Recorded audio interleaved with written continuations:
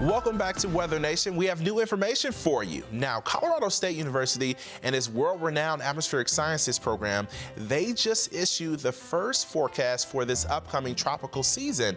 And they're calling for 14 named storms, 7 of which will become hurricanes, and 3 becoming major hurricanes, which is category 3 or higher. Now, this is their initial forecast. They'll do a few more throughout the year, especially as we get into hurricane season.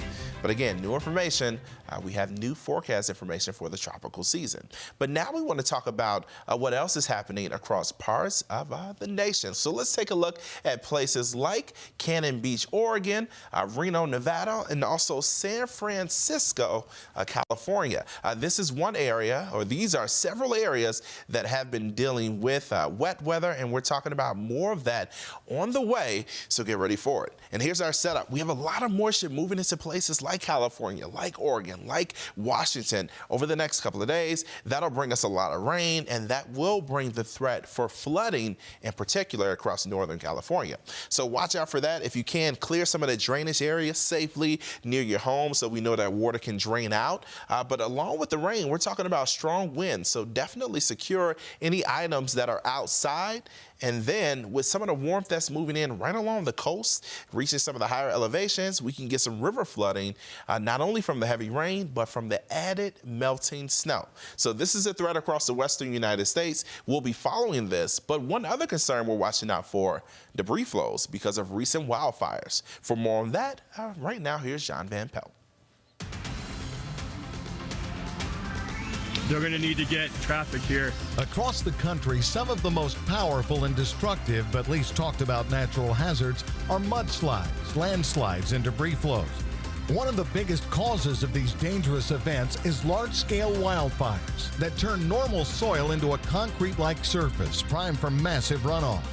Normal flooding is bad enough, but as Cindy Matthews from the National Weather Service says, we also get catastrophic flooding from short duration heavy rainfall on soils that have been damaged, as in burn scars. The fire basically fuses the ground together and it becomes concrete. It will take with it whatever that it can. It will take down rocks, boulders, the rocks of almost any size. And what happens is you get what's called a mud and debris flow.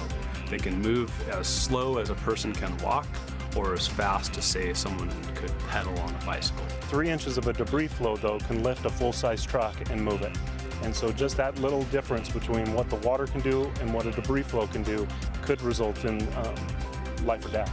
anytime there's a large wildfire, there's a possibility of debris flows if a lot of rain falls over the burn scars in a short period of time. And it's important to be prepared for that possibility if you live in an affected area. The homeowner heard something. He opened up the front door. Mud came rushing through the house, knocked her out the front door along with a big red chair. And people here have their evacuation kits ready to go.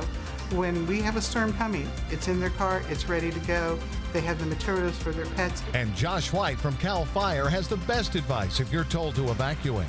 It's better to come back and not have needed to leave than to stay too long and then find out that it's too late. So like we say for all natural hazards, always listen to your local authorities and do what they say to stay safer. For Weather Nation, I'm John Van Pelt. And again, that is a real threat as we get ready for a lot of rain in a very short period of time. Take a look at the map. This is the rain and snow that's on the way through Sunday. We're already noticing some heavy mountain snow, but across Northern California, some of these areas, we're talking about more than 4 inches, potentially more than 5 inches of rain in just a 2 to 3 day period.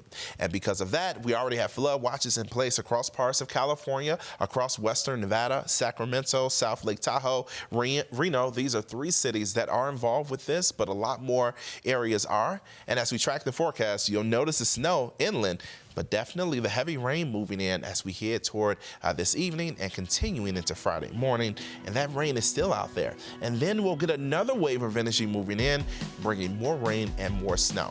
So the threat for wet weather and flooding is definitely there.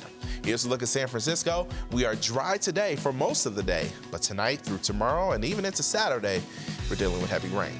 Now let's take a look at Buffalo, New York. They were dealing with very windy conditions on Wednesday. Now lake effect snow today.